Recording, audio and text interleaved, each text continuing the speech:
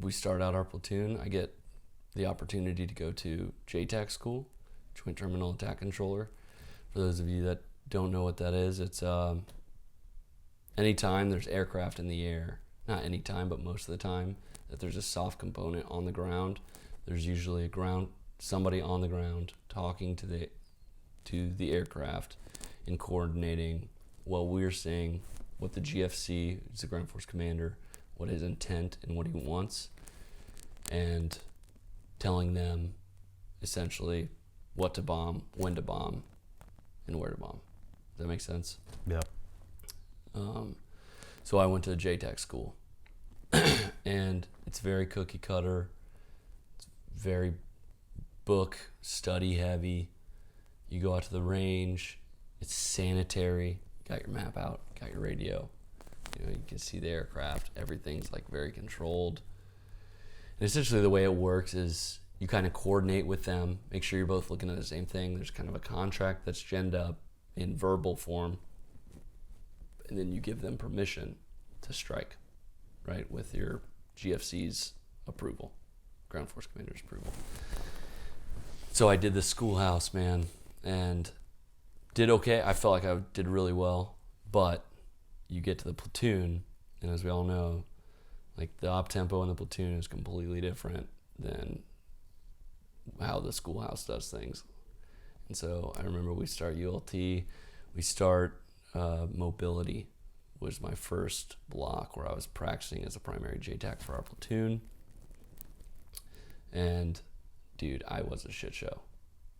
It was a complete disaster. Like we go into the simulator, and fortunately for me, man, my platoon chief was a very, very good communicator and had a great reputation for being a good JTAC.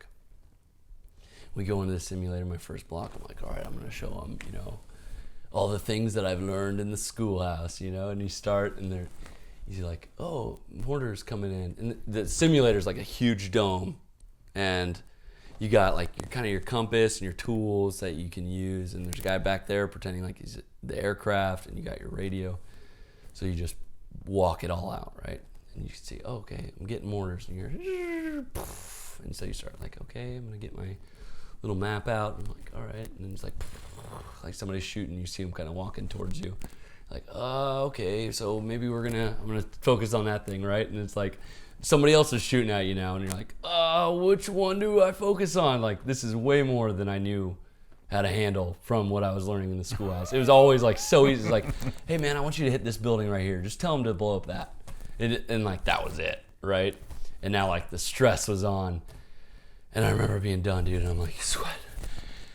And I feel out of breath, and I'm like, that was not chill. And I look back, and the instructor cadre, like the TRADEC cadre, was kind of like rubbing his chin, looking at me. My platoon chief was kind of like looking at him. And I'm like, I am so sorry. I was like, I am so sorry. And my platoon chief's like, come here. He's like, don't worry. We're going to get you up to speed. And Rocky montage number 2, man.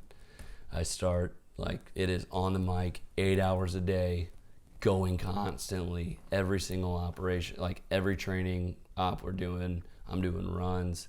And for me, it was one of those things where in this community, I felt pretty comfortable and confident, but it was an extraordinarily humbling experience just to be like so bad at something, but to have guys, again, come in and say like, hey man, here's how we do things here. Here's how you work this. Here's the priority here.